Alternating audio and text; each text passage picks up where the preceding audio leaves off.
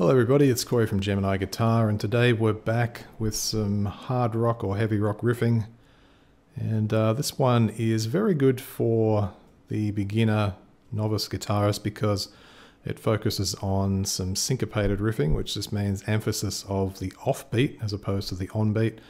And there's also some muting or dampening skills involved as well, both with the left and the right hand, or the fretting and the strumming or picking hand. Okay, so the riff is using power chords, and there are a couple of open power chords. Most of them are closed, which just means no open strings. We're going to be starting in the 5th position on a D5 power chord. So 5th position, the power chord's on the 5th string. We've got the D5 into the E5, and what we're going to do is we're going to come in on the second half of beat 1. So notice that the drum beat is coming along. And what you're going to do then is you're just going to wait for that first half of the beat and then come in on the second half. So step 1 in bar 1, it should sound like this. Notice that I'm dampening on beat 4.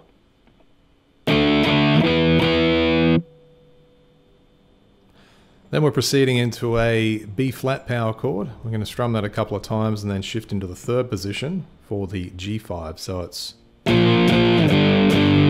more dampening just there. That's a 8th note rest. Then 3rd into 5th position. More dampening, and then back into 3rd position. I like to use some vibrato at this point. That's completely optional, but I do think it sounds pretty cool. So far we're going to get this.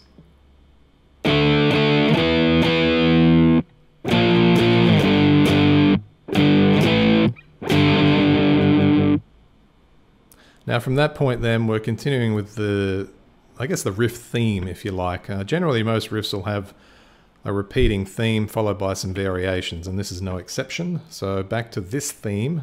The other thing you can do to spice it up is the slide out, which works really good with power chords because we've only got a couple of fingers down. So you'll notice there I've done that bit, and then I'm sliding out of the power chord and down. You have to keep the pressure down. And then at the end of that I dampen after I've done that.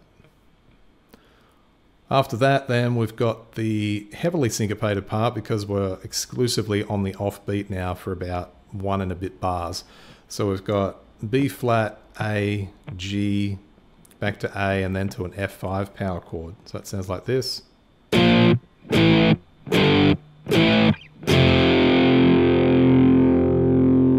Now because we've got the F5 there, that gives it a little bit of a Phrygian flavour, which just means we've got the root note low E to the -2nd F. You can think Jaws here. Anyone familiar with the Jaws film? That little... that's the -2nd interval. So that part again. And then into the theme again. Repeating idea from the, I think the 2nd bar. Yep, so 2 each of there, 6th position, 3rd position. Dampen, 3rd to 5th position. Dampen, then back to 3rd position. With some vibrato.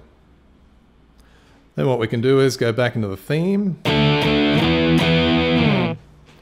And then we've got another heavily syncopated part, all on the offbeat. So we've got 5th position on the 5th string power chord. Then 6th position, string 6, the B flat. 5th position, 3rd position, and then the open low E power chord. And at that point then we proceed into the 2nd movement of the idea. So it turns into a different sort of riff and idea. So let's have a listen to all that from the theme, and this will be from bar 5.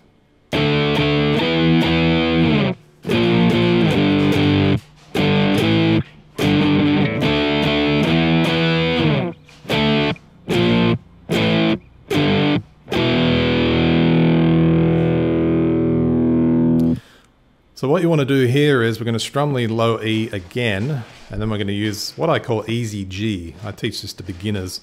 It's a really easy chord because you just use the middle finger on string 6, make sure that the under part of the middle finger mutes the 5th string, and then play the open 4th and 3rd strings along with that note. And you have to make it staccato. You'll see the dot in the transcription. That just means it's very abrupt, so it's stopped just about as soon as it's played. So it gets a bit of a what's called choppy sort of sound. So we get from the other bit, and you do that again for the low E after it, so more staccato. Back to the low E, let it ring a bit. Play it again, then staccato on the easy G.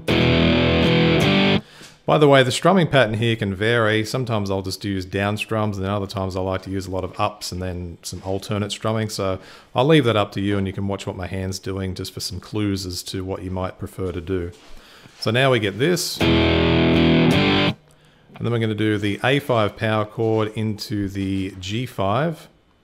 That open A5 is just there. So you want to mute the 6th string with your thumb. Just don't let it be on the string, but just hang there until it's muted. And then it's back to low E for that little theme. And then we've got this part. We're going to do B flat power chord on the 5th string, A5, G5, A5, and then E5. So now we get this.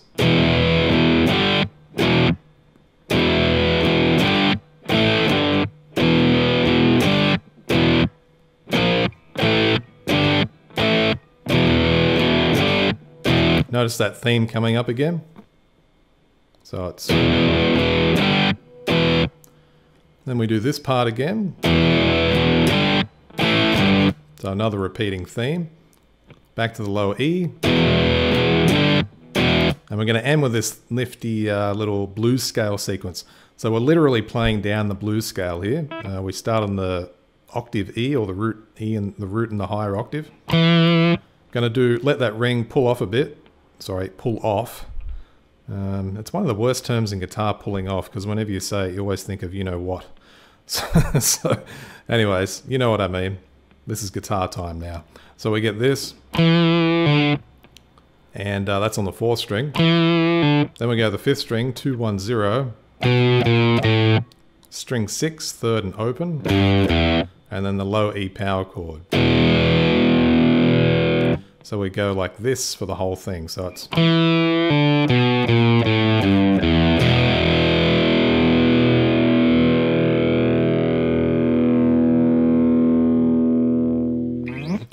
Okay, so that wraps up today's lesson. Remember, the transcription's there. Check out the website. If you want to support the channel, there's a bunch of download products there that you can do that with. And until the next lesson, bye for now.